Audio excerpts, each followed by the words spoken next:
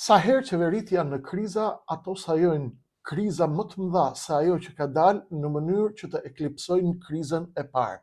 Është rronditur qeveria nga themelet, nga hetimet e SPAK-ut dhe nga goditja e Belinda Ballukut, duke qartë që gjithçka po vjen rreth e rrotull Edi Ramës dhe duke rënë të gjithë patericat e tij dihet qartë që do t'i vi edhe atij radha. Kjo tronditje e qeverisë ka ndezur një tymnaj të madhe. Përfshirje totale amerikane në SPAK, FBI ka zbritur atje dhe të gjitha informacionet tregojnë se janë hapur dosje të tjera të tmerrshme dhe se njerëz të tjerë do të kapen, do të arrestohen dhe do të pritet flet arresti.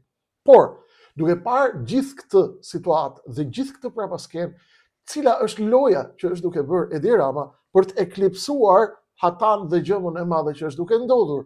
Çfarë po ndodh dhe cilat janë dy kartat e rëndësishme të Edi Ramës? Çfarë nuk po ju tregojnë në mediat e Tiranës, të cilat janë të gjitha me një skenar të mirë përgatitur, përgatisin opinionin publik për atë zhvendosje totale nga një moment tek i cili ata duhet jenë të fokusuar tek një moment i dytë, të cilin qeveria dhe narrativa kërkon për shqiptarëve ta dëgjojnë.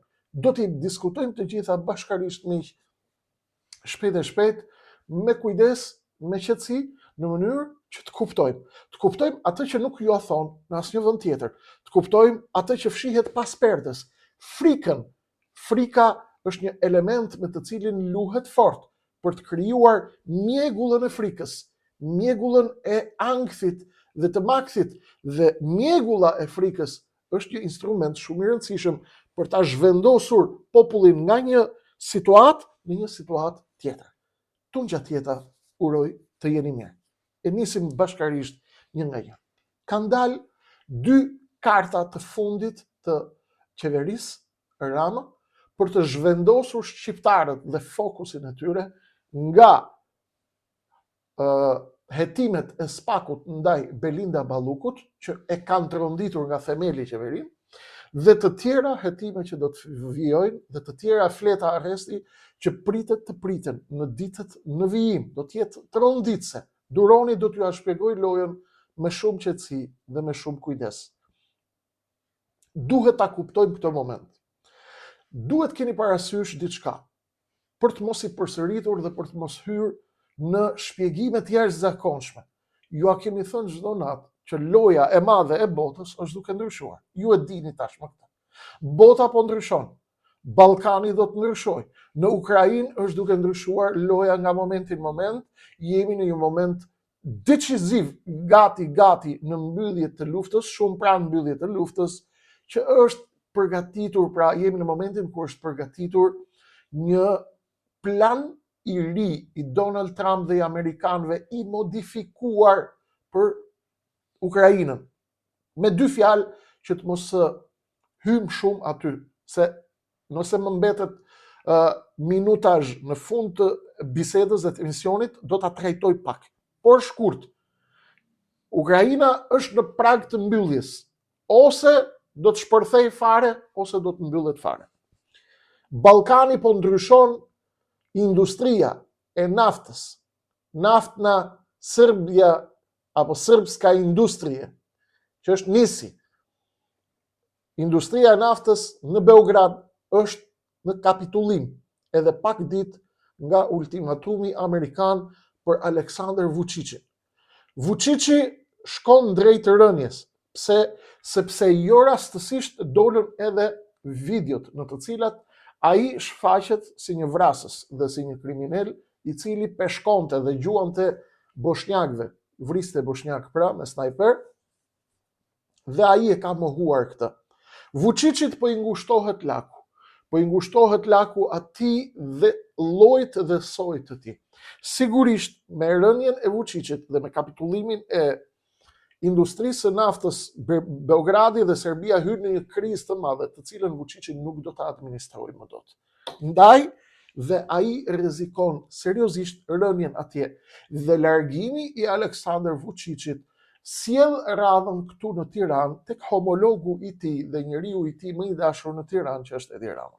Rama tashmë është shumë i shqetësuar nga kjo situatë dhe është në një gjendje jashtëzakonisht të trembur. Pse është i trembur? 1.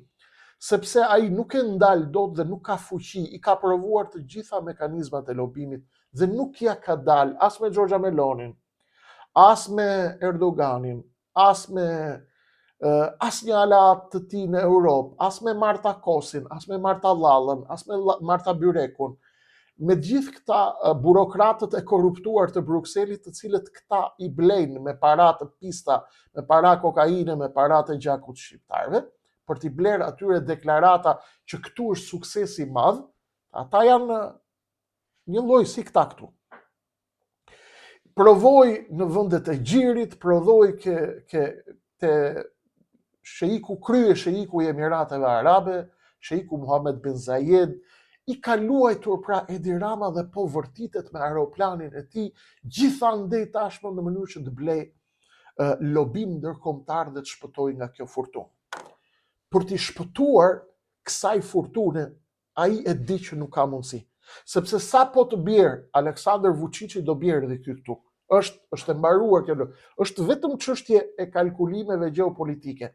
Tashmë, çfarë po luan Edi Rama në këtë moment? Po përdor 3 kartat e tij të fundit. 2 të dukshme dhe 1 sekrete. Cilat janë këto karta që po përdor Edi Rama? 1.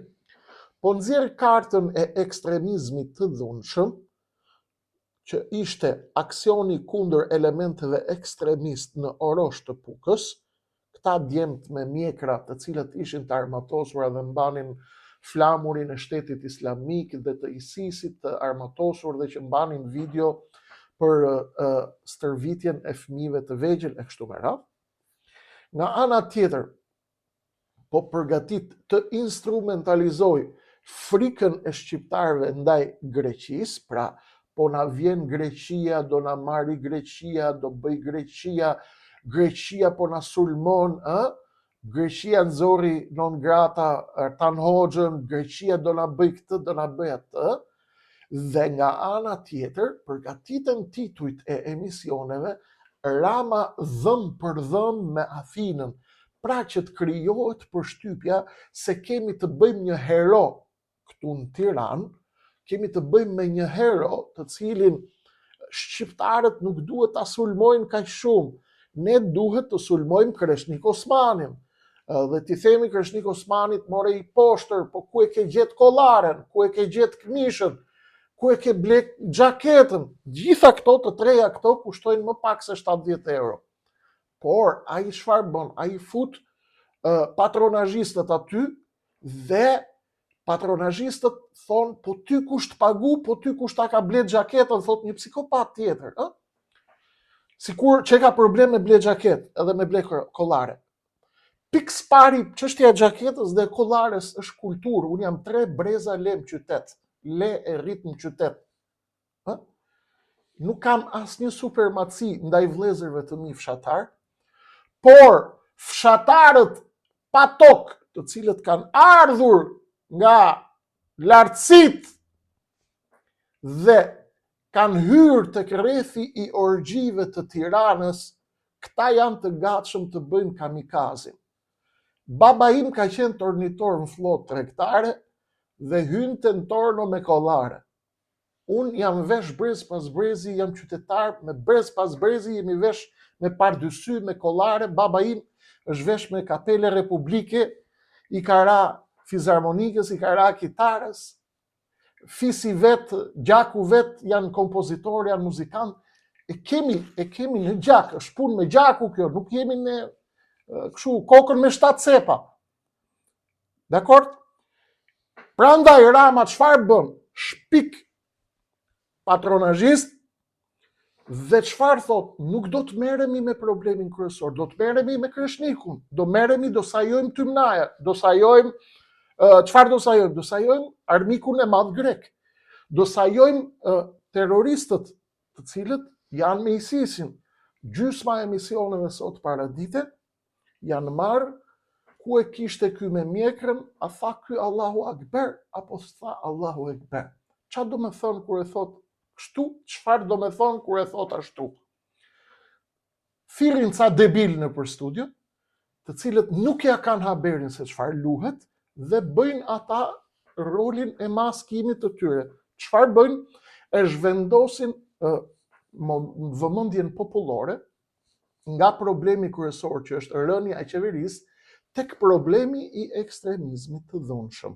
Çfarë duan të bëjnë? Kanë 48 orë kanë ndezur makinerinë që pas kanë kapur 2 ekstremist atje të tmerrshëm, që kanë ngujuar me një shtëpi, i kanë gjetë dhe mjekra deri këtu, leshi deri ke kërthiza, me pistoleta, me gjëra, dhe ekstremizmi i ka kap shteti tani.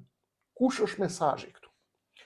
Mesazhi është që të gjitha qeverit, mbajini mend nga Krishniku, të gjitha qeverit, kur janë në prag rrëzimi, kështu ka qenë Bashar Asadi në Siri, kështu ka qenë shumë diktatorë të tjerë në vende të ndryshme të botës. Çfarë bëjnë?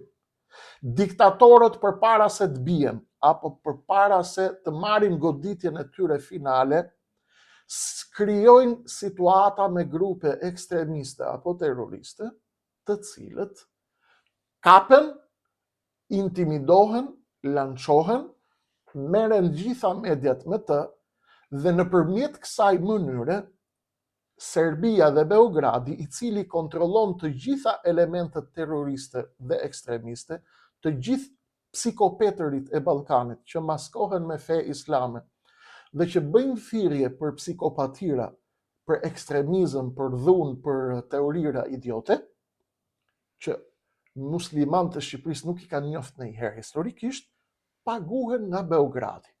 Tani, çfarë bën Beogradi? Cila ka qenë retorika e Beogradit në perëndim? I vrau bosnjakët Miloševići se i tha janë islamik. Beogradi dhe Miloševići dhe makinaria vrasëse serbe, akuza e tyre dhe lufta e tyre, kali i tyre i betejës ndaj popullit shqiptar në Kosovë është kujdesni se ata janë islamik, janë të terrorizikshëm. Dhe çfarë ndodh? Nis propaganda dhe marginalizimi, nis shejtanizimi i popullit të Kosovës, dhe pastaj përgatitet terreni që ne serbët jemi duke mbrojtë qytetërimin e krishterë këtu në Ballkan. Ndaj ju nuk mundeni. Erdhën amerikanët dhe morën këtë vibratorin, futën në gojë të gjithë vrasësve në Serbi, këtë vibratorin e ekstremizmit. Si bombarduan dhe i dhanë lirin popullit Kosovës. Pra, u rrëzua narrativa e Miloševićit. Tashmë, shërbimet sekrete serbe dhe të tjera rajonale financojnë në mënyrë sekrete grupe psikopetërish, të cilët lëshojnë mjekra gjata, rrinë dhe duke pi hashash gjithë ditën, dhe i ngjan vetja Abu Hamza apo Abu Muhammed el Albani, Abu Dreq el Shejtani, Abu Rum el Ferhani, Abu Talash el Gebahani. Këto janë llagape që ja jep Beogradi bashkë me shërbimet anti-shqiptare në rajon, i thonë ta lënë dhe mjekrën, i japin dhe ca cigare hashash, bëjnë video dhe i thonë tani merrni pozat e ekstremizmit. Për çfarë u duhen këto poza? U duhen këto poza që t'u thonë europianëve dhe perëndimorëve, shqiptarët janë shejtaner, janë djaj islamik, janë ekstremist, janë të dhunshëm, janë terrorist, dhe këta do të shkatërrojnë Ballkanin dhe do të hapin rrugë për ardhjen e hordhive aziatike, turko-mongole, siç i thonë ata, dhe arabo-mongole, siç më thonë mu bit e të përdalave të Serbisë dhe të asfalis greke këtu, me emrin Sotiris, Qifarakos, Spiriadakos, Staqinakis, Stefanakis. Vinë këtu, nuk kanë turp. Spiridakis, Tarilakis, Karilakis. Hynë aty dhe nuk kanë turp, edhe me emrin që është i dukshëm, thot Osman o turko mongol. Pra, ata nuk duan shqiptarin e moderuar, shqiptarin europian, shqiptarin e qytetëruar, shqiptarin e kulturuar, shqiptarin besimtar i cili i ka shpirtin hap për të krishterë, për hebrej, për të gjithë, siç kanë qenë gjithmonë historikisht muslimanët shqiptar.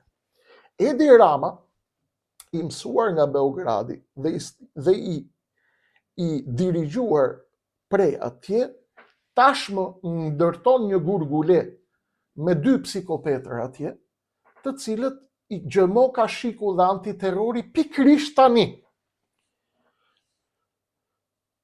Këta pas kanë qenë aty, pas kanë qenë në mbikëqyrjen e antiterrorit për propagandë dhe për ekstremizëm të dhunshëm, dhe pikrisht vika tani, në këtë moment, gjendet koha për t'i arrestuar. Dhe pse si kanë arrestuar përpara kur e kanë ditë? Kur e kanë ditë që pas ka pas celula të tilla, pse i keni lënë? Çfarë keni prit? Keni prit të ngujohen apo keni prit t'i përdorni këto skena për të mbulu rënien e qeverisë? Edi Rama është në panik të madh, miqtemi, dhe do që të ndërtoj me të gjithë ushtrinë e tij të patronazhistëve, qofshin ata serb, qofshin ata grek, do të ndërtoj narrativ vllavrasje këtu në Shqipëri, duke nxitur urrejtje që nuk ekziston dhe të paqen. Të gjitha televizionet kryesore të Shqipërisë, prej mbrëm e deri tani, nuk pushojnë në asnjë moment duke nxjerrë fytyrat e këtyre të ISIS-it, duke bërë si ata mujahidinët atje, dhe duke dhënë mesazh. Kush është mesazhi? Mesazhi është për amerikanët, është për europianët, është dhe për agjensitë partnere të zbulimit. Çfarë është mesazhi? Kodi është që Edi Rama është garanti i mbrojtjes së Shqipërisë nga ekstremizmi i dhunshëm dhe nga grupimet terroriste. Ndërsa kur shkon në Katar, në Arabi Saudite dhe në Emiratet e Bashkuara Arabe për të përlane i lek nga andej, nga ata arabët, u thot insha Allah dhe marshallah. Kurse mediave të Tiranës u thot bëni shpjegimin tërë ditën çfarë do të thënë Allahu Akbar. Siç bëjnë thirrje grupet e psikopetërve. Kjo thirrje është thirrje që nuk ka lidhje fare as me terrorizmin, as me ekstremizmin, sepse përkthimi literalisht i kësaj fjale është Zoti është më i madhi. Është ritual fetar. Thirrja e ezanit. Rama do të ndërtoj alibin që po i ka unë dhe po ra qeveria e rilindjes, kjo bandë thellësisht antishqiptare, jeni të kërcënuar nga islamikët 1 dhe nga radikalizmi dhe nga ekstremizmi i dhunshëm 2. Ndërkohë që e bën këtë, e bën për të krijuar situata se në qoftë se do të na rrëzoni ne dhe establishmentin tim këta psikopetërit që i kapëm dje në Orosh dhe të ngujuar atje në Kull, do t'ju vinë në Europë dhe do t'ju hedhin autobuzat në erë dhe do t'ju vrasin fëmijët dhe gratë që keni. Pra, është ftesë e Edi Ramës, kërkesë e tij për amnisti. Mos më godisni, i thot amerikanëve, mos më godisni, i thot SPAK-ut dhe FBI-t, se po rash unë do ju gjej belaja, ja kush janë alternativa. Unë po i mbaj në kontroll dhe po i mbaj të kapur. Kush i tha antiterrorit që t'i kap këta mjekroshat pikërisht ndje? Ata kishin vite, kanë qenë edhe në burg, edhe ishtë burgosur, kanë qenë pra kontingent problematik. Kur kanë qenë për kontingent problematik, pse i pas keni rujt ju deri tani, pse i keni lënë këta të veprojnë? Pse si keni amortizu? Mblidhni prova, çojini në gjykatë dhe që futin në burg, kur shkel ligjin. Jo, këta ndërtojnë celula me lejen dhe me financimin e Beogradit dhe me financimin e tyre të fshetë këtu, është teori e vjetër sa bota kjo. Të gjithë diktatorët, para se të bien, shkojnë hapin burgjet, marrin terroristët, bëjnë aktivitete terroriste dhe u thonë partnerëve të huaj perëndimor, ne jemi garanti që të vrasim dhe të zhdukim ekstremizmin e dhunshëm. Është e njohur si botë. Kjo lloj skeme tregon se sa i ka hyrë frika Edi Ramës. Sepse me njëherë, pasi u godit Belinda Balluku dhe pasi u shkatrua imazhi i qeverisë, e cila tashmë ka rënë, qeveria ka rënë, e mban në këmbë vetëm një opozit e vdekur, që është në vdekje klinike, që nuk e shohin dot shqiptarët me sy, opozit që nuk del dot as me 100 veta në shesh, më shumë kishte parti, kryetar partisë ke konferenca Saliut në San Paula, se sa kishte njerëz që e pritin aty përpara. Pse nuk i shef dot njëri me sy këta? Duke qenë që këtu s'ka opozit, se ka vdek, sepse nuk shko populli pas një opozite që merr tendera nga berberi i Belinda Ballukut, varsi i Palloshit, sepse shqiptarët e kanë kuptuar lojën, dhe nga ana tjetër, ai e kupton që duhet bëj gjithçka që të mos shkojë gjithë fortuna ke Belinda Balluku. Dakor? Sa herë ka krizë në Shqipëri, ndodh dhe vjen komardarja greke. Siç u sajua për 2 vjet, dhe sa herë kishte krizë Rama, nxirrte kartën e Fredi Bilerit. Ati hidraulikut që ka vrar bitë nënave në Peshkëpi, e mori Greqia e çoi në Parlament Evropian. Pse? Sepse Greqia nuk i hedh poshtë ushtarët e saj. Sidomos ata që i urrejnë shqiptarët. I ka merak shumë, i ru fort. Punë e saj. Sa herë kishte Edi Rama një skandal të madh, të gjitha mediat e Tiranës hidheshin sul me Fredi Beler. Dakor? Dhe Edi Rama dilte shpëtimtari i Shqipërisë dhe njeriu që po burgoste Greqinë. Kuptuat? Kuptuat qa lloj kodoshi është ky? Po ky është kodosh me budallëk.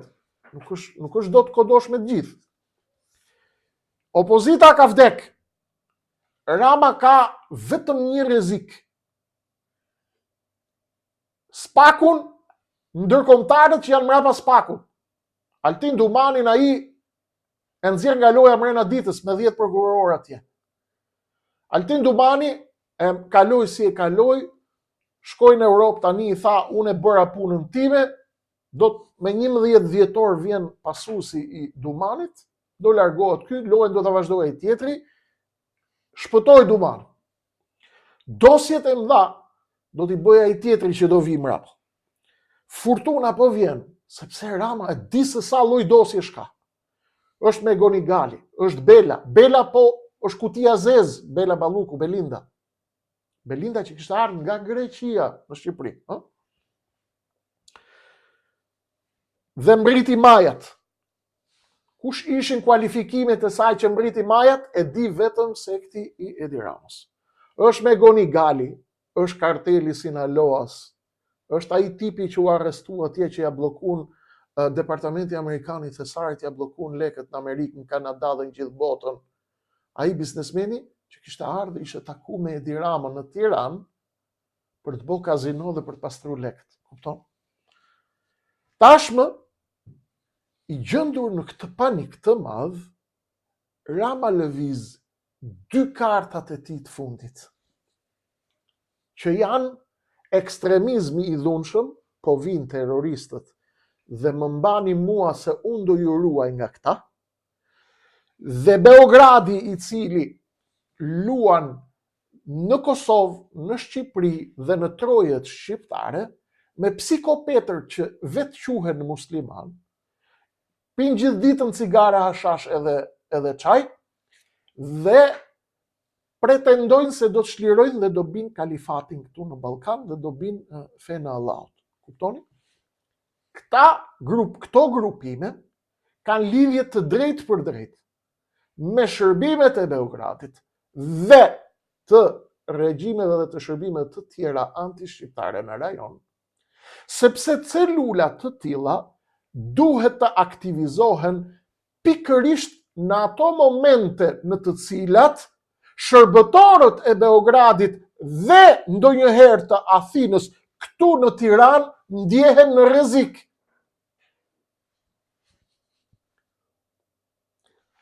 Edhe një herë, sa herë kemi kërcënim të lojtarëve të Beogradit këtu në Tiranë dhe të Athinës, celulat aktivizohen me një herë, sepse antiterrori dhe policia e shtetit, këta tipat që pinin hashash dhe bënin stërvitje për të pru kalifatin në Shqipëri dhe ngrinin flamurin e ISIS-it, këta duhet i kishte arrestu më përpara policia e shtetit. E bëri pikërisht tani, sepse tani ata i vlejnë lojës. Tani i vlejnë lojës. Dy fortunat janë, po u largova unë, do vinë islamikët në këtë vend dhe kjo është e tmerrshme. Dhe ka trembur fakti që perëndimi tashmë është duke u marrë vesh me islamikët, siç ishte rasti i ish drejtuesit të Al-Qaedës në Siri, që u bë presidenti i Sirisë. Nga ish drejtuesi i Al-Qaedës shkoi në shtëpi të bardhë. Tha unë kam ndryshuar mendje tani, edhe jam aleati më i madh i Amerikës. Kjo tronditje e madhe e Edi Ramës po e bën atë që të hiki komplet çdo gjë nga kontrolli, sepse e di që fundi i tij është i padiskutueshëm. Çfarë po bën? Po ndërton disa skema paralelisht, sepse janë kartat e tij të fundit. Skema numër 1, do të krijojmë rrezik islamik imagjinar. Ky ka nxjerr disa psikopetër që kanë kanale YouTube, televizione, portale, të drejtuar dhe të financuar drejt për së drejti nga Belinda Balluku dhe Edi Rama, dhe këta psikopetër vazhdimisht kërkojnë për rrezik islamik. Kujdes, sepse duhet ta marketojnë ke FBI, ke amerikanët, ke europianët, ke shërbimet partnere, por këta nuk e din që ata i din gjitha. 7 herë ua kam treguar unë. Kur takova ambasadorin e OSBE-s në Tiranë, më tha zoti Osmani si e shikoni situatën në Shqipëri, çfarë po ndodh para se t'hynim zgjedhjet. Edhe i thash 1, 2, 3, 4, 5, 6, 7 situata. Zoti Osmani tha, faleminderit për sinqeritetin dhe vërtetësinë tuaj, por ne i dim të gjitha. Kjo e shkatëron Edi Ramën se amerikanët dhe europianët e din se kush punon për kë, i din mirë, nuk kanë nevojë t'ja thot ky. Rama ndërtoi një gurgule me rrezikun islamik me atë psikopatë, me këta psikopetërit që i kapi atje në Puk, në Orosh, duke pi hashash dhe duke ngrit flamurin e kalifatit të ISIS-it. Gjysma ISIS-it ishin spiun, por është histori tjetër kjo.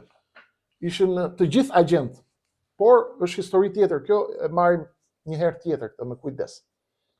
Se sa lloj shërbimesh ka pas brenda ISIS-it dhe i aktivizonte kur donte. Ja doli përkohësisht Edi Rama t'i shpërngul shqiptarët tek 2 rreziqet e reja. Mjekroshët e sponsorizuar nga Beogradi, jo të gjithë psikopetërit prej tyre, dhe nga ana tjetër ndërtoi furtunën me rrezikun grek, i cili po na vjen nga jugu tashmë, dhe ky do të jetë heroi i cili po përballet dhëm për dhëm me Mitsotakisin. Mitsotakisit ky ja mori babain dhe i bëri bust ku në jug të Shqipërisë, në Gjirokastër. E përroi bustin dhe ai nuk i erdhi fare.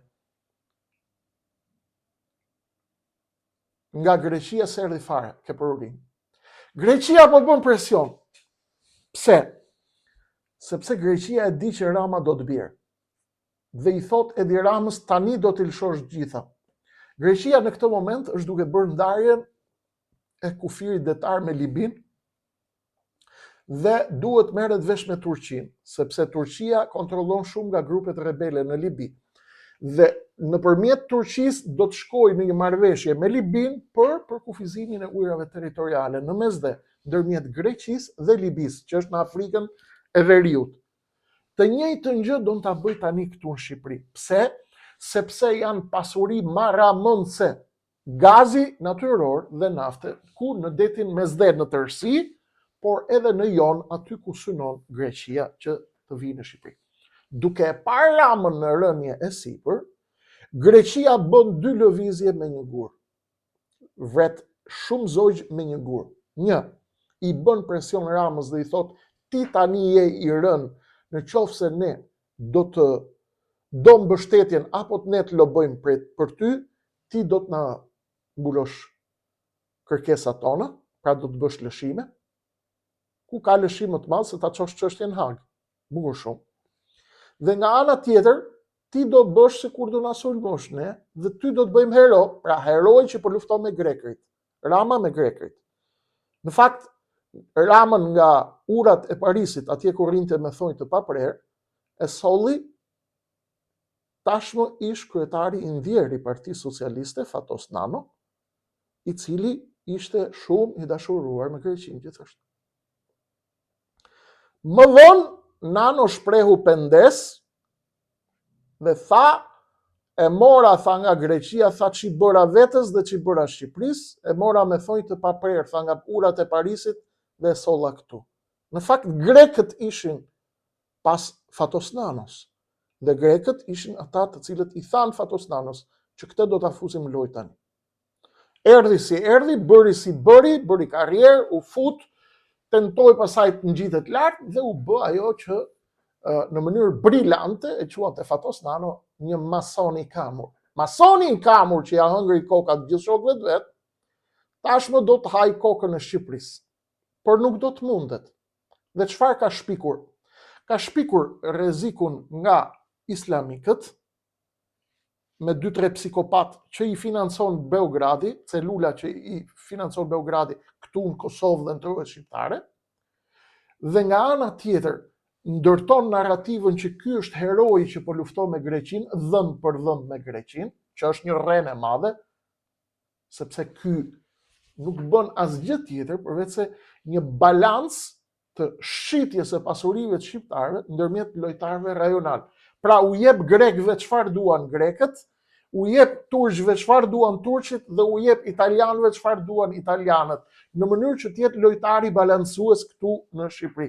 Dhe këtë e bën jo me pasuritë e babës vet dhe të nonës vet, po me pasuritë e shqiptarëve. Këtu është problem.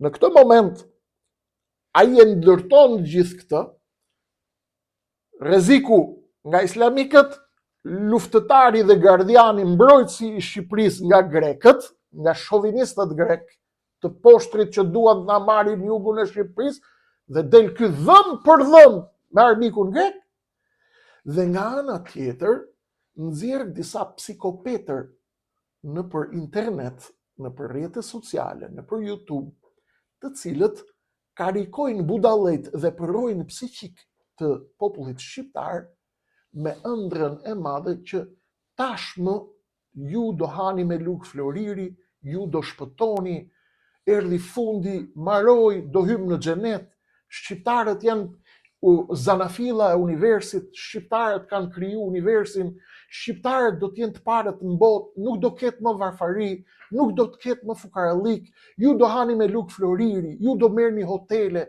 ju do merrni shtëpi pa falas, do merrni pallate falas, do merrni hotele falas, restorante do të jenë falas, rrogat do të jenë nga $5,000, nga $10,000, ju do të rrini vetëm do bëni qef, sepse ju keni shpikur njerëzimin.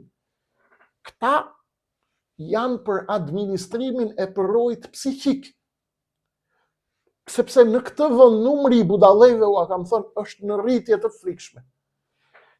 Ky lum budallësh duhet menaxhuar, dhe për këta kemi këtë kategori teoricienësh. Kemi edhe linjën e dytë, e cila është duke sulmuar Amerikën tashmë, por çfarë duke bërë? Duke sulmuar Donald Trumpin. Gjoja sikur Spartak Ngjela, që bredh me regji nga Rama, ke çdo televizion natë për natë, bredh në çdo televizion sot dhe thot Donald Trumpi është spiun i Rusisë. Pra, çuni i Kiço Ngjelës, ministrit të Enver Hoxhës, e don Amerikën më shumë se sa Donald Trumpi. Kuptoni ju? Dhe të gjitha portalet e Edi Ramës në Tiranë janë duke folur në të njëjtin kor. Cili është kor? Donald Trumpi është i shitur, Donald Trumpi është me Putinin, Donald Trumpi i shërben Rusisë dhe bijt dhe trashëgimtarët e ish sigurimit të shtetit këtu në Shqipëri, të cilët kanë qenë trashëgimtarët e Partisë Punës, partisë që e themeloi Mugosha me Miloševićin dhe e ndau në 1990 në PSD, PDPR, FRP, këta e duan Amerikën me Elisa Spiropalin dhe me Iris Luarasin, me gjithë këta, e duan Amerikën më shumë nga që do Bjondi. Çfarë është kjo? Kjo është mënyrë e sofistikuar për të sulmu Amerikën, duke i thënë amerikanëve që ne nuk po ju sulmojmë ju, po sulmojmë këtë spiunin që është Donald Trumpi, këtë të poshtrin që është duke na prish lojën. Kori i mediave të E Ramës, bashkë me portalet e tij qendrore, shkoni hapini kur të keni kohë, kur t'ju dalin, që ti kuptoni, kjo është skema që bëjnë. Sulmohet Trumpi si spiun i rusëve dhe duke e treguar këtë, ata duan të tregojnë se çdo goditje që vjen nga Amerika dhe nga Spaku për qeverinë e tij të korruptuar, për Belinda Ballukun që e solli Greqia këtu, dhe për të gjithë hajdutët e tjerë të rilindjes, nuk është sulm i Amerikës, por është sulm i Rusisë, të cilin Rusia u a bën këtyre nëpërmjet Donald Trumpit që e ka shit shpirtin e tij tek Vladimir Putini. E kuptoni çfarë lloj djajsh janë këta? A kuptoni se çfarë lloj djajsh janë këta? Dhe çfarë kanë bërë? Kur nxjerrin Spartak Ngjelën, kur del dikush dhe thot çfarë po thot ky, ata i kanë patronazhistët gati dhe thonë, po si mund të merreni me një plak të rrjedhur dhe të pjerdhur si ky? Sa herë shqiptarët dalin dhe kritikojnë ndonjë psikopat tjetër, i cili tallet me shqiptarët se do hanë me lug floriri dhe do ngrihet në këtu, do bëhen gjithë me pasaportë amerikane, sa herë del një shqiptar tjetër që i konteston këta, ata i kanë përgjigjet gati. Po si mund të merreni me një të pjerdhur si ky? Si mund të merreni me një psikopat si ky? Si mund të merreni me një debil si ky? Si mund të merreni me një matuf si ky? Si mund të merreni me një 78 vjeçar apo 80 vjeçar që e kanë përzën plaka nga shtëpia vet dhe rrin gjithë ditën, flet budallalliqe dhe flet për çart në emër të Amerikës, në YouTube apo në televizion. Janë djaj të nivelit ndërkombëtar.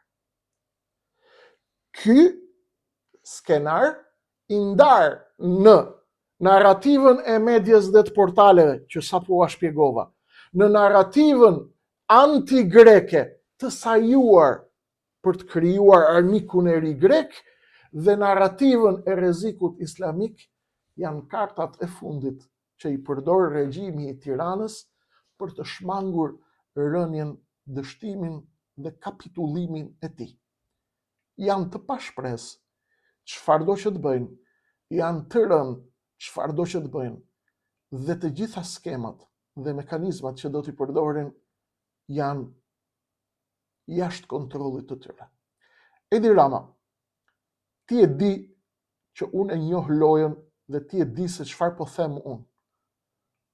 Hiq dorë nga këto skema se nuk do të ecin, hiq dorë nga shantazhi se nuk të ecin, mos i ushqe më budallet që po mashtrojnë shqiptarët, sepse do të paguash përballë historisë dhe përballë ligjit, me mashtrimin masiv që i bën shqiptarëve, dhe kontrollo për skema tjera për të shpëtuar, por unë të shoh pa shpëtim. Rilindja ka rënë, Edi, dhe shokët e tu në opozit kanë rënë, shqiptarët nuk ju shohin dot me sy, dhe loja ndërkombëtare, Edi, ka ndryshuar, ti e di shumë mirë këtë. Edhe si kur të shpikësh rrezik me islamik, edhe si kur të furnizosh dhe të krijosh organizata ekstremiste, të lidhura me Al-Qaeden apo me ISIS-in apo me këtë do të duash ti. Edhe si kur të sjell Beogradi e 200 grupe të gatshme të veshur me mjekra e me fustane që të bëjnë si kur janë përkrasit e ISIS-it, kjo nuk ju shpëton, Edi. Sepse në Washington, në Bruxelles, në Interpol, në agjensitë sekrete britanike, europiane, amerikane, e din shumë mirë, Edi, se kush janë celulat, si janë celulat, kush i financon celulat dhe për çfarë përdoren celulat. Ndërsa Athina, nëse do marrëdhënie me shqiptarët, duhet korrigjoj historinë, është e vetmja rrugë.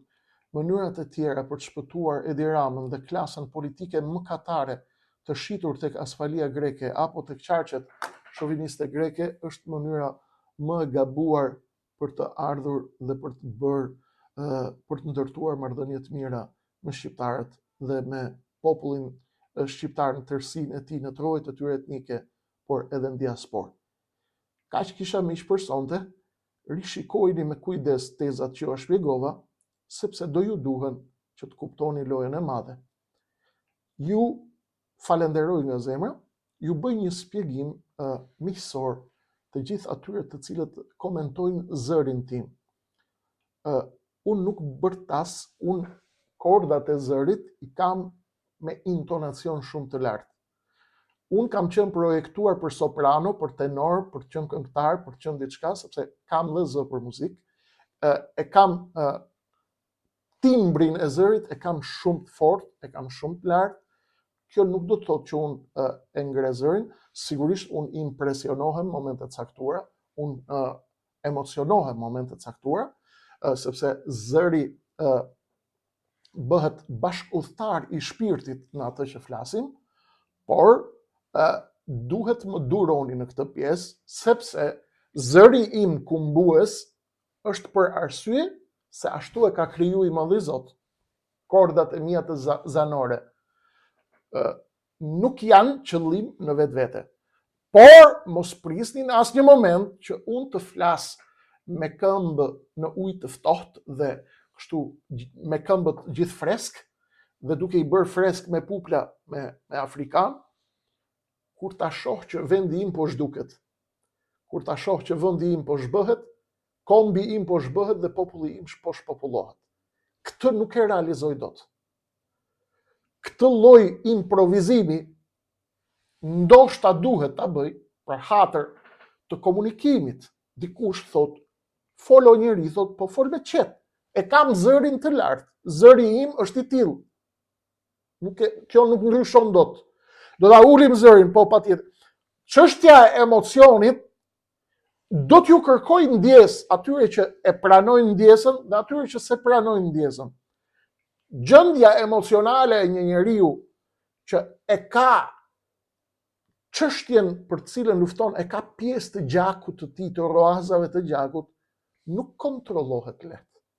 Dhe mos prisni, miqtë e mi të dashur, për asnjë moment, mos prisni për asnjë moment që unë të aktroj deri në ato nivele, sa që të ruaj dhe të flas me diplomatikisht dhe politikisht korrekt në momentin kur po shoh që po zhduket kombi im dhe po shfarroset populli im.